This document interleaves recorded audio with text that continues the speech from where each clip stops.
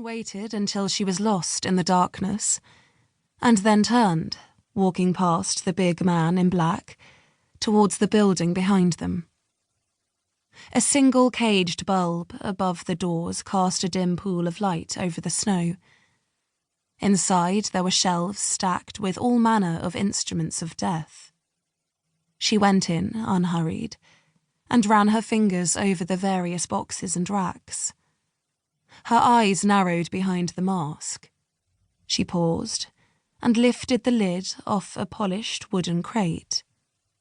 Inside, a pair of shining black orbs nestled in black velvet, connected by a thin braided rope. She took one in each hand and lifted them free, finding the centre of the connecting line. The woman let them drop, hanging below her knees, and stepped out into the frozen night. The man in the mask watched, dared not speak. The woman shed her cloak, but kept her mask, her clothing beneath almost ceremonial. Black cloth that clung to her muscular body, covering her hair and her head, draping around her midriff and down her legs. She held the bowler up, a hunting tool whose invention dated back centuries to South America, and admired it. She could have chosen a spear, or atlatl, any number of the curved swords, axes, flails, clubs, or other weapons she owned. But this seemed fitting for tonight.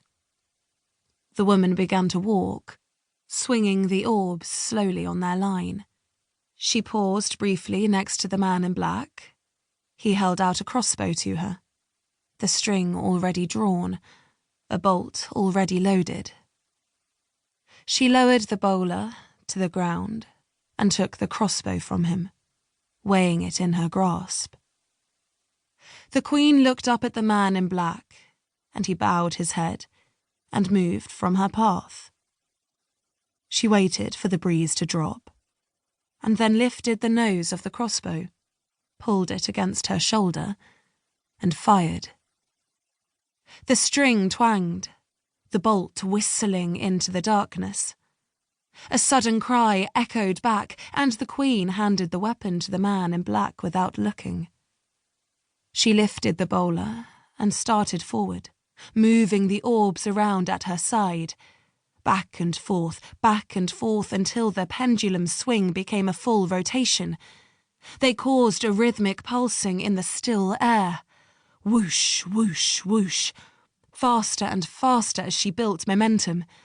Her feet crunched in the snow as she began to run. The girl had a head start, but she'd never make it to the trees. They never did. This was her ice. This was her kingdom. And she was Queen.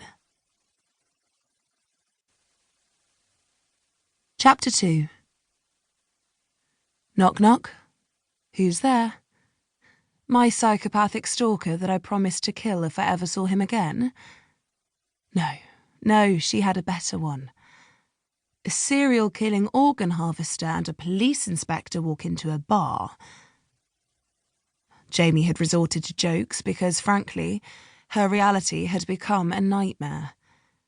She was sitting in the Moose's Head, the only pub in her small town of Kurrajakk, between her partner, Kriminalinspektör Kjell Thorsen, a police officer of 22 years, one of the most astute, perceptive, kind and honourable men Jamie Johansson had ever known, and Elliot Day, a serial killer she'd hunted in London, a man responsible for 10 deaths she knew of, and probably dozens more she didn't. A man who abducted and killed homeless teens and adults and harvested their organs. Who... She couldn't even begin to imagine what else. He'd tricked her, betrayed her, blackmailed her, saved her life. And after all of that, she'd put a gun to his head and told him if she ever saw him again, she'd kill him. And now, here these two were, sharing a bowl of